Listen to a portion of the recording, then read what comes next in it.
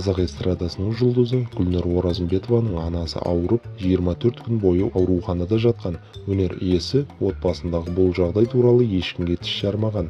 Ол анасы сауығып кеткенше өзін қоярға жер таппай қатты қиналғанын айтты. Гүлнұр Оразымбетова басынан өткерген ауыр кезең туралы Instagram желісінде жан сырын ақтарды. Белгілі болғандай, әнші ауырып қалған анасына қажетті болған дәрі-дәрмекті Қызылордаға ұшақпен жіберіп отырған. Арада бір айға жуық уақыт өткеннен кейін дәрігерлер емінің арқасында өнер иесінің анасы жазылып ауруханадан шыққан. Бүгін кешке анаммен сөйлестім. Ауруханадан аман-есен сауығып шықты.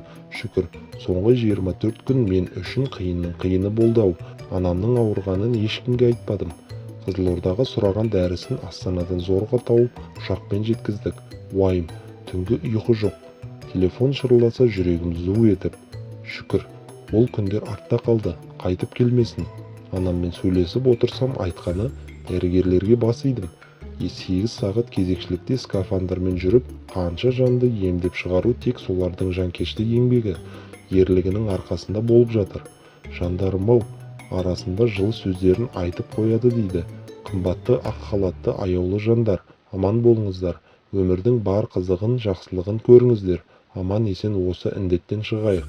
Концертімнің төрінде тек өздеріңіз отырасыздар. Алла тағалам бұл қиын күндерден аман шығуды бұйыртсын. Қызылорда қаласындағы облыстық медицина орталығының дәрігері Құламерген мырзаға, инфекциялық аурухана дәрігерлеріне айтар алғысым шексіз.